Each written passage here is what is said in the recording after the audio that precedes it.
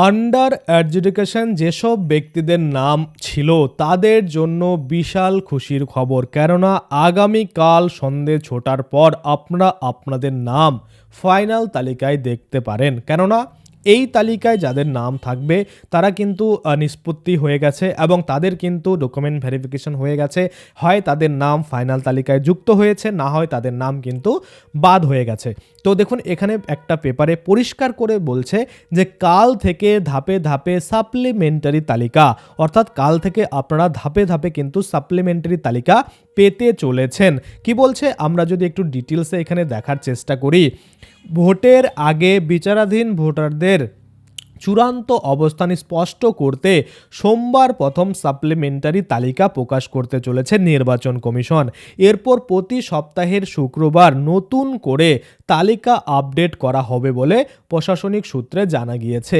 ইতিমধ্যেই বিপুল সংখ্যক নথি যাচাইয়ের কাজ শেষ হয়েছে। কমিশন সূত্রের দাবি, কয়েক লক্ষ ভোটারের তথ্য পরীক্ষা করে নিষ্পত্তি করা হয়েছে। যদিও কতজন চূড়ান্তভাবে তালিকাভুক্ত হলেন বা বাদ পড়লেন সেই নির্দিষ্ট পরিসংখ্যান এখনও প্রকাশ্যে আনা হয়নি। তবে অভ্যন্তরীণ সূত্রে ইঙ্গিত, একটি উল্লেখযোগ্য অংশ নথি যাচাইয়ের অযোগ্য হিসাবে চিহ্নিত হয়েছে। প্রশাসনিক স্তরে একই সঙ্গে জোর দেওয়া হয়েছে আইন শৃঙ্খলা রক্ষায়। জেলাশাসক, পুলিশ সুপার ও কমিশনারের সঙ্গে বৈঠকে স্পষ্ট বার্তা দেওয়া হয়েছে, তালিকা প্রকাশের পর কোনো ধরনের অশান্তি বরখাস্ত করা হবে না। প্রয়োজন অনুযায়ী কেন্দ্রীয় বাহিনী মোতায়েনের প্রস্তুতিও নেওয়া হয়েছে। এছাড়া ভোটারদের সুবিধার্থে অনলাইন ব্যবস্থাও চালু করা হচ্ছে। এপিক নম্বর ব্যবহার করে কমিশনারের ওয়েবসাইটে সহজেই জানা যাবে সংশ্লিষ্ট ব্যক্তির নাম চূড়ান্ত তালিকায় অন্তর্ভুক্ত হয়েছে কি না, অর্থাৎ আপনার নামটা এসেছে কিনা সেটা আপনারা অনলাইনেও চেক করতে পারবেন। সব মিলিয়ে ভোটের আগে ভোটার তালিকা সংশোধনের এই প্রক্রিয়া ঘিরে প্রশাসনিক তৎপরতা এখন চূড়ান্ত পর্যায়ে পৌঁছেছে। অর্থাৎ আমরা দেখতে পাচ্ছি আগামীকাল অর্থাৎ সোমবার থেকেই শুরু হয়ে যাচ্ছে এই সাপ্লিমেন্টারি লিস্ট। এই সাপ্লিমেন্টারি লিস্ট কিন্তু যখনই আপনারা হাতে পাবেন তখনই আপনি বুঝতে পারবেন যে ফাইনালি আপনার নামটা অ্যাডজুডিকেশন থেকে বা আন্ডার অ্যাডজুডিকেশন থেকে ফাইনাল লিস্টে গেল নাকি ডিলেটেড লিস্টে চলে গেল। যদি দেখেন অ্যাপ্রুভাল পেয়েছেন তাহলে ফাইনাল লিস্টে চলে যাবে, যদি দেখেন রিজেক্টেড হয়েছে ডিলেটেড তালিকায় তাহলে কিন্তু চলে যাবে। আশা করি আপনারা বুঝতে পারছেন। তাহলে এটা কিভাবে আপনাদের ডাউনলোড করতে হবে, মোবাইল ফোন দিয়ে কিভাবে করবেন সেটা আমরা দেখব। এবার কথা হচ্ছে, ধরুন বাই চান্স আমি বললাম কালকের যে তালিকা সেটা আপনারা ডাউনলোড করলেন, ডাউনলোড করার পরে দেখলেন যে হ্যাঁ আপনার নাম কিন্তু বাদ হয়ে গেছে। তাহলে আপনাদের করণীয় কি? দেখুন যাদের নাম উঠে যাবে তাদের তো টেনশন শেষ, একটা মুক্তি পেয়ে গেল। কারণ আন্ডার অ্যাডজুডিকেশন থাকা মানে নামটা উঠবে কি উঠবে না এই নিয়ে একটা চিন্তাই ছিল, এবং যখনই আন্ডার অ্যাডজুডিকেশনতে ফাইনাল নামে উঠে যাবে, ফাইনাল লিস্টে উঠে গেল, তখন তাদের আর চিন্তা নেই। কিন্তু এর থেকে বেশি চিন্তা শুরু হয়ে যাবে তখন যাদের নাম বাদ যাবে, তাই না? যতটা খুশি হবে যে আন্ডার অ্যাডজুডিকেশন থেকে ফাইনাল লিস্টের নাম উঠলে যতটা ওই ব্যক্তি খুশি হবে তার দ্বিগুণ চিন্তায় কিন্তু পড়ে যাবে যাদের নাম কিন্তু ডিলিটেড হয়ে যাবে, তাই না? তো সেক্ষেত্রে আতঙ্কিত না হয়ে আপনাদের কি করতে হবে সেটা নিয়েও কিন্তু নির্বাচন কমিশন জানিয়েছে।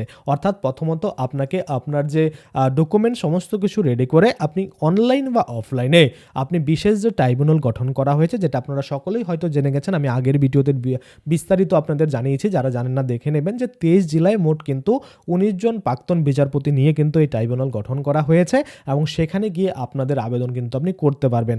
অনেকেই আছে যারা সত্যি বৈধ, তাদের নাম ধরুন বাই চান্স বাদ হয়ে গেল কোনো ত্রুটিপূর্ণ কাজের কারণে, সেক্ষেত্রে কিন্তু আপনারা সেখানে আবেদন করে আপনাদের নামটা কিন্তু ফাইনাল লিস্টে তুলে নিতে পারবেন। আশা করি আপনারা বুঝতে পারছেন। এবার অনেকেই আছে, দাদা আমরা কি অফলাইনে আবেদন করব নাকি অনলাইনে? দেখুন দুটো পদ্ধতি আপনাদের খোলা থাকবে। আমি আপনাদের রেকমেন্ড করব অবশ্যই অনলাইনে করবেন। যদি না পারেন কমেন্টে জানাবেন কিভাবে করতে হবে, আমি আপনাদের দেখিয়ে দেবো। বাড়িতে বসে বিনা পয়সায় হাতে মোবাইলটা যে আছে সেটা দিয়েই কিন্তু আপনারা নিজেদের আবেদনটা করতে পারবেন। কেননা অফলাইনে যদি আপনারা জমা দেন, অনেক মানুষ অফলাইনে জমা দেবে, সেক্ষেত্রে কি হবে, তাড়াহুড়া করতে গিয়ে তারা যদি আপনাদের কিছু ভুল করে দেয় সেক্ষেত্রে আপনারই কিন্তু প্রবলেম হবে। যেমনটা আমরা যুবসাথীর ক্ষেত্রে দেখেছি, যারা অফলাইন আবেদন করেছে তারা টাকা পায়নি, যারা অনলাইন আবেদন করেছে তারা টাকা পেয়েছে। তো সেক্ষেত্রে মনে করুন সব থেকে ভালো হয় যদি অনলাইন আপনারা করতে পারেন। তো আপনারা অবশ্যই কমেন্ট যদি করেন যে হ্যাঁ দাদা কীভাবে অনলাইন আবেদন করতে হবে ট্রাইব্যুনালে, তাহলে আমি কিন্তু আপনাদের জন্য একটা ডেমো আবেদন করে দেখিয়ে দেবো। তাহলে কিন্তু আপনারা বাড়িতে বসেই বা আপনারা নিজেরা কিন্তু নিজেদের যে পাশে সাইবার ক্যাফগুলো রয়েছে সেখানে গিয়েও কিন্তু আবেদন করে আপনাদের নাম ফাইনাল লিস্টে কিন্তু তুলে নিতে পারেন। এবার কথা হচ্ছে কী কী ডকুমেন্ট আপনাদের জোগাড় করতে হবে। দেখুন, আপনি একজন বৈধ ভারতীয়, তাই না? তো সেক্ষেত্রে কী কী ডকুমেন্ট থাকা দরকার, আপনারা দেখছেন যে নির্বাচন কমিশনের যে 11টা ডকুমেন্ট লিস্ট দিয়েছিল, সেই 11টা ডকুমেন্ট লিস্ট যেন আপনার কাছে যে কোনো একটা থাকে। যদি না থাকে তাহলে আরও আপনার কাছে এক্সট্রা কোন মানে সমস্ত ডকুমেন্ট, এমন নয় যে দাদা খালি আধার কার্ড প্যান কার্ড নিয়ে চলে গেলাম, না, আপনার কাছে যা যা আছে স্কুল সার্টিফিকেট থেকে ধরে আপনার A to Z ডকুমেন্ট যেন একটা ফাইলে থাকে। জেরক্স করা না থাকলেও হবে, যেন অরিজিনালগুলো আমার একটা ফাইলে থাকে।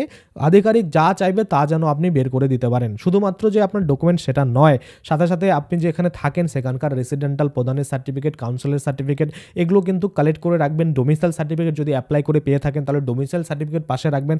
সমস্ত কিছু মানে যা যা আপনি বানিয়ে রাখতে পারেন সমস্ত কিছু কিন্তু রেডি রাখেন। অনেকের ক্ষেত্রে দেখা যায় যে 2011 সালের যে জনগণনা হয়েছিল সেটার যে ফ্যামিলি রেজিস্টার সেটা রয়েছে, সেটা আপনারা বের করে নিন।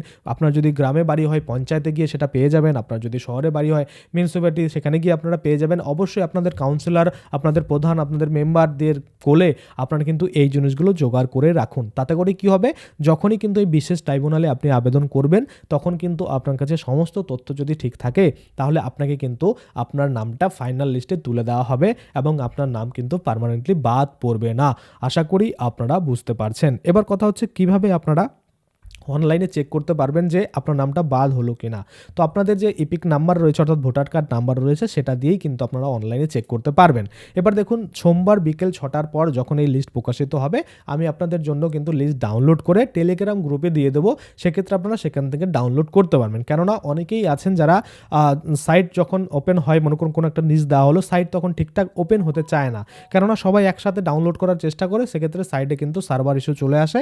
তো সেক্ষেত্রে কিন্তু আপনারা দেখতে গেছে যে 6টার লিস্ট প্রকাশ হয়েছে, আপনারা দেখতে দেখতে রাত 10টা বেজে যাচ্ছে, এরকম হয়। তো আপনাদের সুবিধার্থে আমি কিন্তু ডাউনলোড করে সেই টেলিগ্রাম গ্রুপে দিয়ে দেবো, বা সেখান থেকে আপনারা কিন্তু সরাসরি আপনাদের নাম খুঁজে নিতে পারবেন। সেজন্য আপনারা অবশ্যই টেলিগ্রাম গ্রুপে কিন্তু যুক্ত হতে পারেন।